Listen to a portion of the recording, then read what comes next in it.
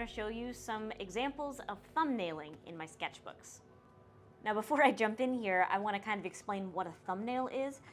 Basically, a thumbnail is a small, rough sketch that's there to help you figure out things like composition, general layout, stuff like that. It's a way to really kind of play around with a bunch of different options before you settle on what you want your final piece to look like.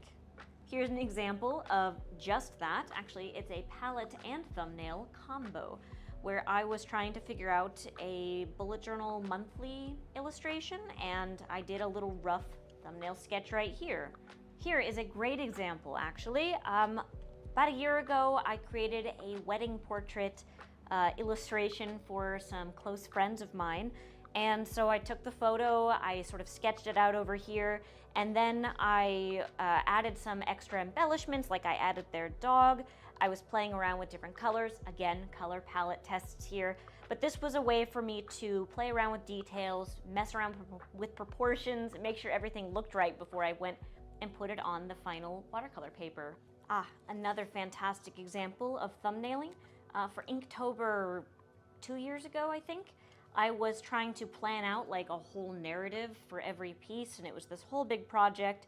And I did a lot of my thumbnailing in here to figure out kind of what each individual piece was going to look like.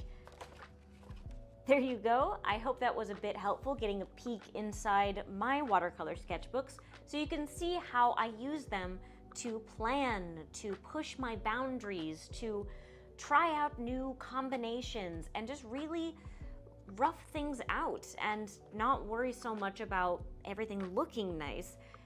They're very, very functional in that way, and I want you to not think about your sketchbooks as a place where things are supposed to be pretty. I want you to think about them in terms of how they can be useful in the progression of your artistic skills.